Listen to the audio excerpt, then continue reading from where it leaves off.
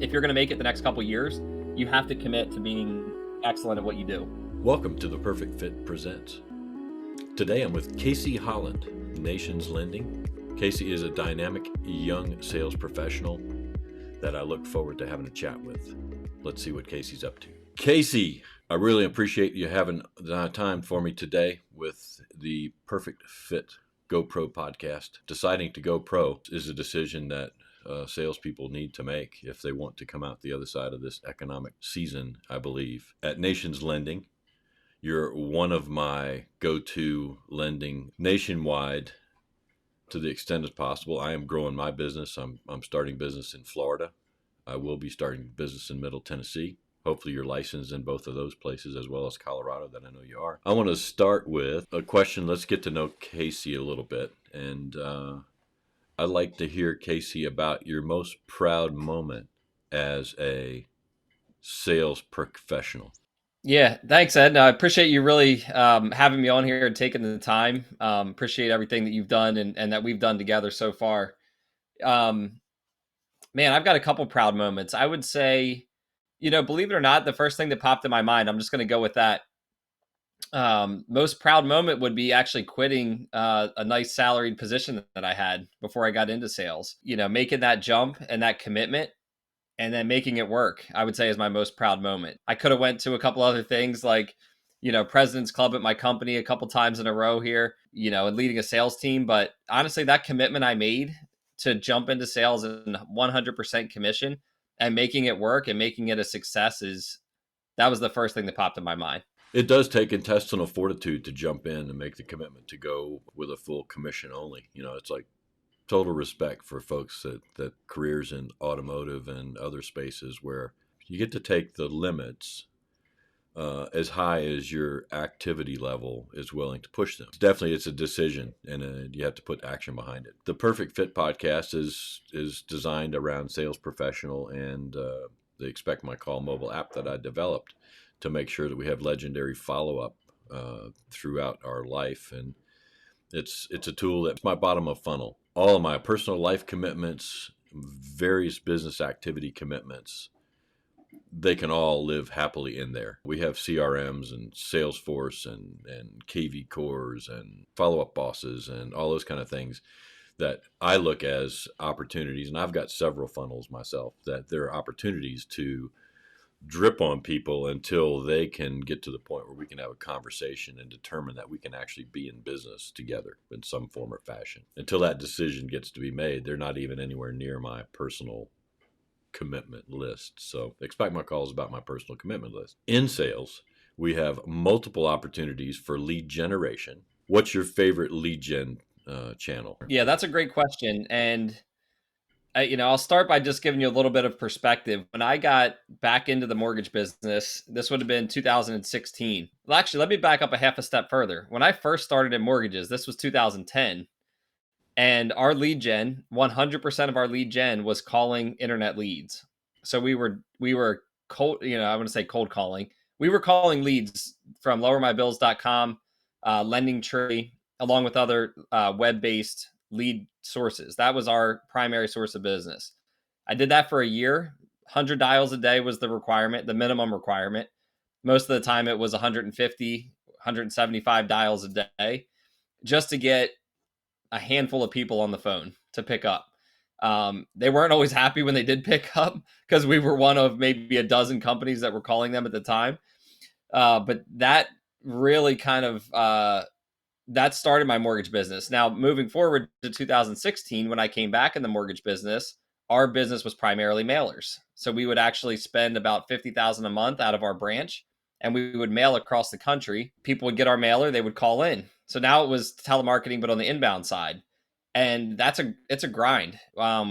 So when we shifted our business, getting to your question, in 2018, we dumped the mailers. We weren't buying any leads. And I switched my business and our whole branch did 100% into self-generated. So, and by far that made the biggest difference in my life, in my business. And in 2018, all of our business from that point forward has been relationship based, referral based. So that is by by far my favorite lead generation is by building relationships. And that's through realtors like yourself that are a good fit with us and that we have a good mutual relationship. That's through financial advisors, CPAs, other small business owners in the area, through our friends, family, and just anybody else that we have a relationship with. And it's the quality of referral and the quality of people we get to work with. That's also past clients, I should mention, has been a big source of that. But the quality of people that we get to work with now, the ongoing relationship aspect of that makes that by far my number one go to, and just something I'll never turn back from. Right on. So around town, do you have favorite civic events, activities, and or hobbies that help you expand your opportunities for sphere development? Yeah, absolutely. So one of the groups that I'm involved with is called Master Networks. So it's a networking group that we have here, close by. We have in that group local business owners, and these are people that I don't want to say I hand selected them, but I helped recruit a lot of the group in there because they're other people that they're doing good things in the community. They have a great reputation. They work with great clients. So that's a group that I meet with every single week. And now we meet a lot of times additional, we'll meet Tuesday morning on our meeting, but then we'll get together and we'll do something else, a happy hour, Sure. we've been shooting with them. So that's one of the things. The other thing is just being involved with, I have two kids, 4 and 8, about to be 5 and 8. So they play sports. I'm involved with that. They're part of homeschool groups. My wife and I get involved with that. Just anything that we can to talk to other people and just be involved. I also, my podcast that we started here locally that we do in person has been a great resource for that because we're now able to invite other guests in and have conversations with them and get to know them better. They get to know us better. It helps to get people to know you because the biggest, I think, thing in sales, and we know this, is you have to Secret get out of agents. obscurity. Yeah, Secret yeah, agents. and you don't want to, exactly, and you don't want to be the best kept secret, because the best kept secret, you might be a great, you might be really good at doing loans or listing houses, but if nobody knows about you, your business is going to suffer from that, and you're not going to last very long. Absolutely. So I love the BNI registered trademark model where you develop a set of real estate professionals at the core of a chapter, and you start adding in Yep. other ancillary industries, and they can make a dynamic group. The weekly meetings, I'm pretty sure, are a meaningful part of that, and taking it socially even better. Recently, we have a group in Texas that is actually creating a BNI networking like model that they're franchising out across our agent population to basically give us the cookie cutter template for how you develop an EXP network chapter. Uh, I love so, that, and that's very similar to what the group I'm in with Master Networks. They were formed, and they're actually out of Texas as well, believe it or not. But they actually, the reason for that was the owner of Master Networks was part of BNI. He did, he liked some of the aspects of it, wasn't a fan of others, the kind of like forced referral aspect of it. So he created this networking group that's relationship based. And yeah, when you look at it, it makes perfect sense, right? Get together with the people, and it adds enough framework around it that we're there every week, we're there on time, we have an agenda, we have things training to cover, but it's also relationship based enough and kind of open enough that it's mhm. not, I don't want to say anything bad about BNI because Yeah, I've the never yeah really the made BNI one, but model is whoever pays gets in, and if you're not in the top five industries that really drive a chapter, then you have to wait in line for them to start another one and stuff like that. So it's yep, well, it's a self-selected group of people that actually want to do business together, which is the key. It's the yep, key to all things. One of the down the road milestone visions I have for Expect My Call, which is currently an MVP, a minimum viable product status. It's right now it's my tool, right? Me, the sales professional, where I can bring groups of prospects in from a spreadsheet, names and numbers, and I can dial through them and find the ones that I actually want to connect with or want to connect with me. Then I can move them into contact status and they follow up and so forth. So as I move into Android, I'm going to open up lead sharing or contact sharing. And then also reporting and administrative injection, right? So you can have somebody at your team lead office administrator, your inside sales agencies folks shoving leads into your phone app, right into your Expect My Call app. But also, I envision having reporting availability so that you could have groups or teams that you could, you don't have to do it it's not forced referrals, but anytime that you can measure what's important and hold yourself accountable and hold your team accountable for taking action, right? If it's not top of mind and if it's not measured, it doesn't matter, then it's going to be far less effective for everybody. I entertain myself, and whenever they ask me to start as the realtor in a BNI network local chapter here in Castle Rock, Colorado, I went through the orientation program about what BNI is all about, the names, the numbers, the commitments, and this, that, and the other. And the lady came for the close and says, "Oh, would you like to be the real estate guy in our new chapter here in Castle Rock?" I said, to be honest, I'm not sure I have the time to make everybody accountable that you're asking. Mm-hmm. I'm accountable. I am a super connector, because I believe that's part of being a sales professional. If you're not interested in what people are doing and how you can help them get the connections they need to do what they need to do, how can you expect them to think about you whenever you need? Exactly. So, networking, family. Let's go back to your decision to go pro and leave the W-2 behind. So I started my career, and so basically graduated college in August. It was August 2010, and I had a friend that was working at DuPont, so very large company, local company. He was a couple years ahead of me. He was maybe 23 at the time. Was making really good money working at DuPont. My dad worked at DuPont for 35 years. So I'm like, all right, I graduate college. I'll get a job at DuPont. I'll get a job there working with him. So literally the week I graduate, I get an interview right away because I have a friend there and I have family that have worked there. And I'm going to get a job working with my buddy. He's making good money. If you have a degree there, you're fast track to the top. And the week I graduate, I have an interview, and I'm scheduled for another interview to get hired in there. And my buddy gets fired from his job. Fluke thing. You know, it ends up getting let go from his job. So instead of me going to work with him at this, career, right, that I'm going to jump into, he's like, "Hey, is your brother still doing the mortgage thing? I need a job." And I'm like, "All right, well, yeah, let's do it." So end up calling C Rock, my brother, who and the audience might know. And I'm like, "Hey, man, just graduated. I know I said I wasn't going to do the mortgage thing with you, but I need a job." And so does my buddy. So we end up going in there. We start. This is right when, think back 2010, what the real estate market was like then. It was actually right when a loan officer had to get licensed. So prior to that, a loan officer did not have to be a licensed, um, professional. So basically, you have to be licensed. You have to pass a national exam. You have to pass state exams. It was a weird time in the mortgage business and the real estate business in general.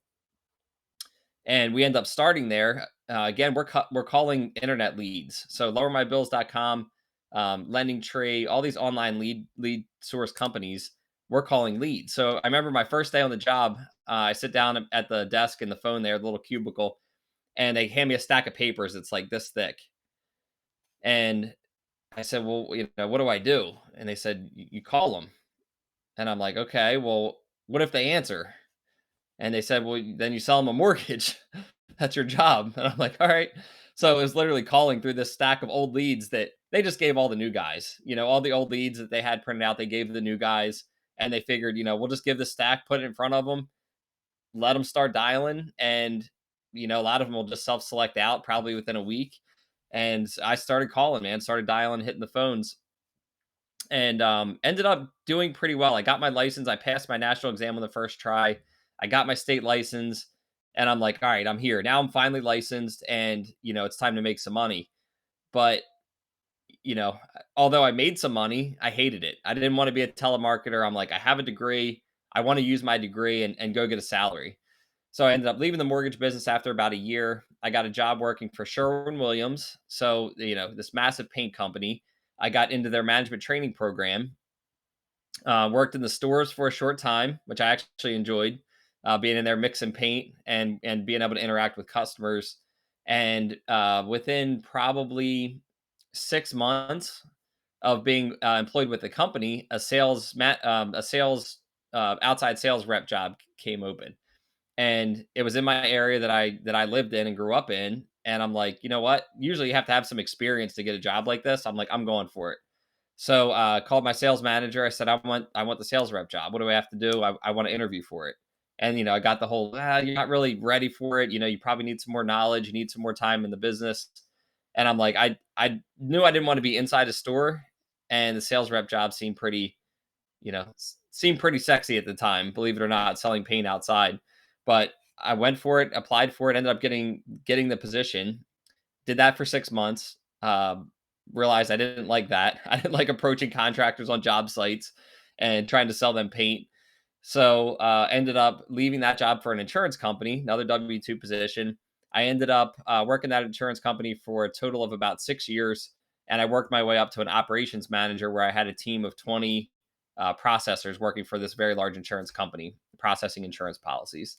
And really the tipping point for me was my daughter was about one at the time. I was driving an hour plus to get to work every day and an hour plus to get home. And I was leaving the house at 6 o'clock in the morning. I was getting home at 6 or 7 o'clock at night. And I wasn't seeing my daughter very much. And, here again, I can see my brother, right? And he's doing very well in the mortgage business. His friends that he's worked with for a long time are doing very well. They're at all their kids' sporting events. They're coaching their kids' teams. They're driving nice cars. They have nice houses. They have freedom of their time. And I remember calling my brother. I remember exactly where I was and what I was doing. I called him when I left work one day and I said, I'm quitting my job and I'm coming back to work with you. And that was 2016, the early part of 2016. I got my license again in the mortgage business. Quit my job full time in May 2016, and from May to the end of the year, I actually made as much money as I was making in a whole year working for the insurance company. And then, doubled my income the year after that, and the year after that, and a few more times. So it was looking back at it, like I said, it was my most proud moment because you're jumping into something that there's no guarantee. I had no money saved up at the time. I had student loan debt. I had car payments. I had a house payment, a mortgage payment. I had a young daughter at home. Um, and I put it all on the line at that point. To be honest with you, I had no other option but to make it work, and that's how I got in, and that's really that tipping point of commitment that I made that started my, I'll say started my career in sales, even though I had some prior experience. That's awesome. That's awesome. Yeah, the freedom of time and financial stress and the emotional stress. I mean, I took I took a brief time during the COVID period in 2020 when the real estate market was kind of sort of quasi shut down in Colorado, but not exactly. Wasn't fully. I mean, I think for my career, I think I probably still had almost of a record year of real estate sales in 2020. but I Yeah. took but I took a job as a forklift merchandiser for my local Sam's Club. Walmart Corporation it's quite a place. They run everything fairly remotely from Bentonville, Arkansas. They got a lot of great people on the ground. I would not recommend their management system, school, or training for anybody. That seems kind of broken. But one takeaway from there was, even though the benefits were great, including the opportunity to buy Walmart stock at a discount, you guys are not paying me enough money to either think or care. you know, Yeah. and the management style is kind of, beatings will continue until morale improves. A job does not pay you enough to think or care. I don't care. I said, Yeah. They said, "You guys got me for $19 an hour to drive forklifts and to unload every truck that comes to the dock." And there's a lot, right? There's a lot of stuff that goes through a big box store. And I said my thinking rate is actually like $150 an hour, and my carrying rate is far higher than that. I don't do Yeah. stress. I don't do drama. I don't, and I can't care for a W-2 job. I've never been able to do that. I was an intrapreneur when I had W-2 jobs in the past, and the freedom to create and think and try things and adjust and keep going. Or I think we've had pivot discussions recently. The market can pivot now on a Friday night when Silicon Valley Bank fails and the government rushes in Yeah. on Monday to fix it, right? That's how our market can shift this Friday night. So it does take intestinal fortitude to have freedom financially and emotionally, but definitely the rewards are there. Yeah, and the biggest thing I think is that it takes responsibility because, and that's one of our core values, as you know, in the mortgage business, and that we've adopted into our lives is 100% responsibility. I don't want to say it's easy. It's not easy to work for another company, but you're giving some of the responsibility to that company and that employer to keep you employed. And when you're on your own, Well, I'm not self-employed. it's pretend What's that? security, right? Yeah. How many Yep. thousands of employees at Twitter or Meta, Facebook, thought they had a secure job, and they realized that on any Friday night they could get the pink slip, and they'll be out looking for something to do on Monday. So it's Yep. pretend. And It's Grant, pretend. It's just all pretend. The only thing you can yep, count Grant on says is that. you. Yeah, one of the first things that I learned from Grant Cardone was that you're in a commission position. Whether you get a W-2, a salary, or anything, you're in a commission position. And you're in a commission role because the minute that you're not the most valuable person there, your job's on the line. And it's painful, especially being on the management side of it, and obviously the mortgage business is down, anywhere from 70 to 80% this year over the prior couple years. So we've had to make really tough decisions in our business. And We thought 50% off last year was like gut wrenching, right? And yeah, and it's only getting better as we enter the recession period. yeah, So let's shift gears a little bit about back into the marketing aspects of buying leads versus cultivating leads, and local versus wider landscapes. Are you developing a team there at Nations Lending? yeah. So we do, and we actually had built our team up to about 40 employees during the rush in 2020 and 21. My goal going forward is to continue to hire and develop loan officers. Really, we've got just an amazing process that we've worked, really refined over the past couple years, where we have loan partners and we have our processing in house, and we have just an amazing process for the loans once they come in the door.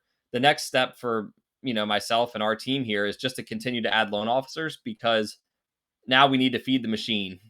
So the machine's up and running; it's running very smoothly. We need to find people that like building the relationships, that like bringing loans in the door, don't want to touch the loans after they come in the door, right? Keep in touch, but don't babysit your pipeline because we have the team to handle all that. So that's our focus now through growing is just hiring loan officers, people that want to bring in business, provide opportunities that I've had being in this business to more people. I have somebody right now that's working on his exam, so he's actually done his hours. He's going to be taking his NMLS exam to join my team, and I'm excited about that because I really want to, again, I want to provide an opportunity for him, and I want to show him what's the possibilities are. And he's a young kid; he doesn't have a lot of bills. He's hungry, and I just know this can be a great business for somebody like him. And of course, for people that are seasoned too. If somebody's out there and you're a loan officer and you're seasoned, and look, there's people out there making moves right now in companies that we never thought possible. Like we thought they were locked in, but the market has done what it's doing, and companies out there that looked very strong are struggling. And we're in a very good position at Nations, and that opens up a door too to to recruit people that maybe aren't in the best fit that they thought they were. Sure. Do you guys? What about toolboxes? So, for many years, I never got a call from a mortgage loan originator because you guys were all busy in refis and stuff like that. People beating the door down to get the free money from the low interest rates. Um, Now we're going back into I got MLOs that want to date me now. They want to take me to lunch, and coffee, and drinks, and stuff like that. And but what about real value that you guys are offering back to your agent partners? Yep. So the way that we always talk about that with our team, and the way that I feel that we can provide value, is through collaboration. And I know me and you have talked about this. Personally, I don't like to be the guy that's calling you, Mr. Realtor, every Monday morning and asking how your weekend was and if you worked with anybody, talk to anybody I can help you with. I don't like that approach. I think it's very I don't know. What are you bringing to the table, right? Other than being in front and making that contact. So I choose to work with people that I that are that we vibe, right? We have a good vibe back and forth, right? That we're on the same page about things, that want to grow their business, that we can collaborate and do things together, like this podcast, for example. And I'll have you on my podcast. So one of the ways that we look to provide value is just look, we're on the same mission. We're both trying to grow our business. How can we do it together? How can we reach more people together? Because again, being in sales, the only way that we grow is by getting out of obscurity. So if I can have a platform like a podcast and I can invite agents like yourself on there and get you more content that you can use and get your name out there in the area that you represent out there, that's one way that we provide value. You know, everyone's got a great product. Everyone's got good service. Not everyone communicates, I found. So that's another thing I would say that sets us apart. People say they communicate. They don't really do that good of a job at it, what I've heard and found. So we do have a process for communicating throughout a loan process. But I would say the main thing we want to do is just collaborate. We want to grow and we want to help people win, and we want to do that with other people that want to grow and want to win. So what about brand building opportunities? Uh, I do recall you guys had offered, and I didn't really avail myself of them, but you guys had offered. You got graphic designers and things like that to help out with customizing social postings and those kind of things. I I truly Yep. believe that if you don't have a personal brand by 2025, then you should probably just step out of whatever professional sales role that you're in, because your market share you'll be fighting over is really, really going to be compressed. Yeah, we do actually. So Nations has done a really good job, and I give our corporate office credit for this, is creating a marketing team. So we have what's called LOMAs, which are loan officer marketing assistants. We have genies, which are people that will call and actually do outreach for us and book calls with realtors so that we can introduce ourselves. But they have a marketing department that really they'll handle pretty much anything we throw at them in a very quick time. We have one system that they link to your MLS as a realtor, and when you have a listing that goes live, they'll actually create a whole marketing packet for you and they'll send it to you. So it's completely free. It's done for you. It's done instantly. You don't even have to think about it. You just have to sign up and say, yeah, I'll co-market. Again, it's free. It doesn't cost you anything. But Mhm. that's another value that we provide to realtors. We have an events team that'll help with coordinating events. So they'll create like an RSVP link, they'll create graphics, they'll actually track, they'll follow up if we give them a list of people that we want there. They'll call them, text them, email them. They'll follow up with them. They'll confirm RSVPs. They'll help us with ordering food. Um, so they do a really good job with that. And it's something that, as a loan officer, it's like that would be nice to have, or that would be nice to do. But let's face it, a lot of times loan officers, if they're busy, and good loan officers, they don't have time to set all that stuff up. Same And with they won't, agents. and they probably they won't be any good at it either, right? It's Yeah, like, exactly. you should always hire a professional no matter what your need is. That's just Exactly. where I believe we are. From our side as a loan officer, it's like, what do you want to lean into? Pick a thing, make that your thing and lean into it. If it's list reports, lean into list reports. If it's, you know, it can be something like HomeBot, what we do. If it's we do HomeBot. HomeBot is another one. Yep. And I think the important thing is that you pick something and lean into it, because a lot of this stuff will work if you work it. And Mhm. it's really it's just a matter of picking that thing that kind of fits what you're looking to do. And Build that brand. If you don't build the yep, brand, you'll be a secret agent. Well, Casey, I yep. really enjoyed our chat this morning. Thanks so much for your time and for hopping on. I want to put up very quickly, you guys can find Casey Holland on the web at Casey.mortgage. The link will be in the show notes of the podcast or the video post. But thanks again for coming, Casey. Yeah, I appreciate it. It was a lot of fun, Ed. We'll do it again soon for sure. So I think the current state of things, and this is not just in our industry, but across the whole economy. If you're going to make it the next couple years, you have to commit to being excellent at what you do. You have to be a professional. You have to be better now than ever to make a living in this business. And really, we're going to see people that stick it out, people that do commit to being a professional and really being excellent. um, they're going to struggle, possibly too for the next however long. However, on the backside of that, we've seen this before in the mortgage business. Everyone jumps in when it's good and rates are low because they think it's a get rich quick, money grab. Same with real estate. And then when it hits a period like it is now, we see people falling out, and already people that have been in the business for a long time, much longer than myself, that you would never think, like, they never had any other career. They've been doing this for 15, 20 years. They're dropping out. So I think Since the beginning of this year and really the past couple years, but I've really committed to it, is getting healthy. So exercising every single day, watching what I eat, plenty of water. I haven't had a drink of alcohol this year.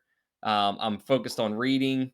I'm focused on improving myself, building relationships, and just becoming a better version of myself, because I think that's the key to getting through this time that we're about to enter and that we're in right now. Is just, it's going to take more than just showing up. You have to become personally excellent to mentally get through what we're about to experience here. So that's my take on things right now. And I'll tell you, the end result, as in dollars coming in, is not where it's been the past couple years. However, I feel good. I feel like I'm on the right path, and doing the right things to make sure that, that I get through this and prosper on the other side of it. absolutely. I've had other guests, Brad Korn, long real estate career in Kansas City. He says that as you observe the ups and downs of the enrollment into the industry pool, he says that market share that you obtain during this time will not be yielded when the times get good again. And I Yeah. believe you're 100% on track for that. Um, Attitude is everything. I'm hosting a renaissance, not a recession. Yes, it's taken more effort, more concentration and focus to find the find the people that are going to be doing something, right, and making sure I can figure out a way to get in front of them, and also motivating the ones that should be doing something. Uh, Yeah. I'll I will share a little bit of a inside real estate secret is that I really believe that we got off kind of lucky with the little bit of a dip that we've had in prices from the significant increase in mortgage rates. I'm a little concerned that if the Fed Reserve does another 1.25% hike, that I think we're going to see like a leg down. I think we're gonna see a significant drop. Colorado actually dropped 5 to 10% in prices since 22 Wow. or early 22. Top of market was January of 22 contracts. and then it started sliding throughout the year, 5 to 10%, and the range will be determined by the maintenance level of the property that you're trying to sell. So if it's properly maintained and well presented, you might experience 0% decline in your price, because we're having multiple offers and bidding wars right now, certainly under $700,000 price points. But I think 1% more up, I think that pressure is going to really push it down. We'll lose another $100,000 worth of buying power, and that'll be the end of the bidding wars in the 600s right now. Can I say one more thing, Ed, before we Yeah, wrap absolutely. up? Absolutely. Because I think this is important for anyone out there listening, that if you're in a commission-based job, or maybe you're considering getting into, say, real estate or the mortgage business, I got some good advice early on that I took to heart, and it's getting me through this time. And that's, look, there's going to be ebbs and flows in this business. You're going to have times where you make a lot of money. You're going to have months where you make a lot of money. Then you're going to have times where it's lean. You're not making as much money, and months where you might not make anything. And I remember early on, the people that brought me in, although they had nice cars and big houses and all this stuff, they're like, save your money. Save your money. Don't get caught up in this trap of, spending every penny that you got and adjusting your lifestyle to your income. And, I think back and I feel very grateful, because in 2020, where we had a record year in the mortgage business, 2021 was a, excellent year. We personally, my family, we made good decisions with that money. So we bought rental properties, we paid off our debt, we never went out and financed new vehicles. We didn't go crazy, spending money like it was coming in. Instead, we invested that money into things that, are now rental properties for us. So that gives you a lot more confidence when you hit a time like this, that I'm not looking for an out right now of the business like a lot of people are, because they literally just spent every penny that came in.